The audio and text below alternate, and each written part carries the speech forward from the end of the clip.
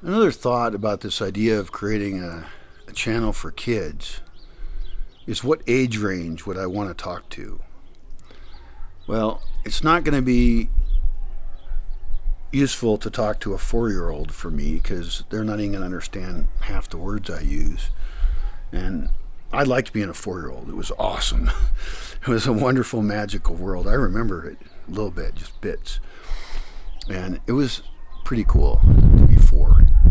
But I don't think I can offer a 4-year-old. I mean, in person, I think that'd be fun, maybe.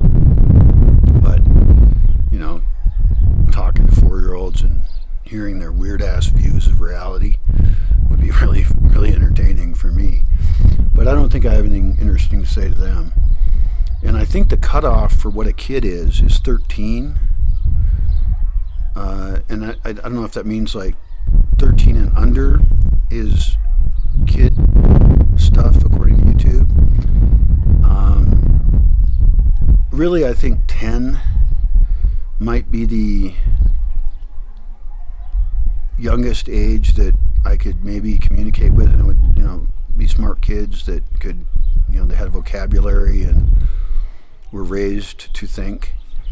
And maybe I could offer them something. So 10, 11, 12, 13, and then certainly adolescents, which I guess can see anything anyway because they're not kids anymore according to YouTube.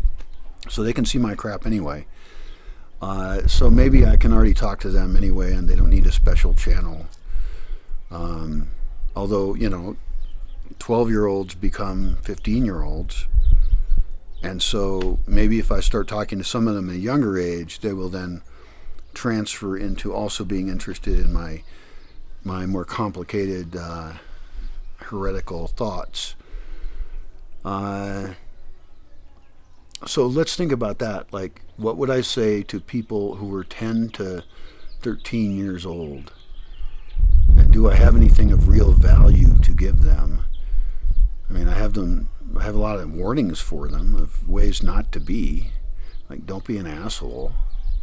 See, I don't even know if I can say the word asshole. Could I even post this video as the first video on my kids' channel? And why would the word asshole be censored? I mean, are we living under the American Taliban? Where they're going to have this moral code? I mean, everybody has an asshole, and some people are assholes. This is something we all deal with in actual fucking reality. Oh, I'm supposed to say fucking either. I don't know if I can do this. I don't know if it's going to be possible. And then if I bleep it out for the kids' channel, would this video be okay? This video right here, would this video be okay on the kids' channel?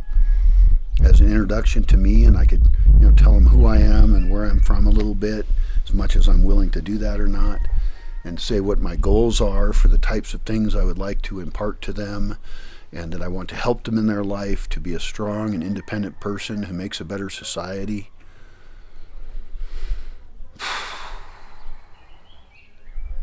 God, it sounds like a bunch of annoying work.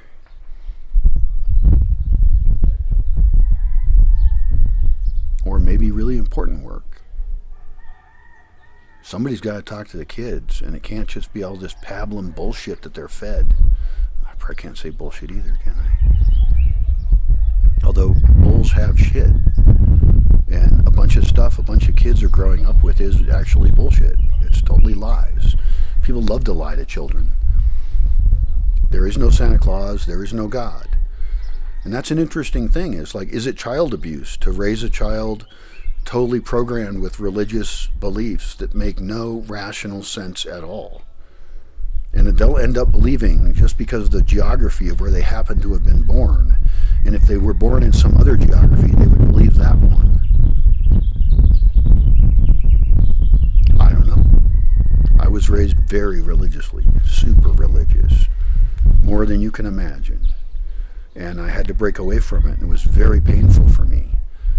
And the lack of intellectual respect I felt as a result of being told, well, if you believe these things, you're good, and if you believe anything other than this, you're bad, was damaging to me.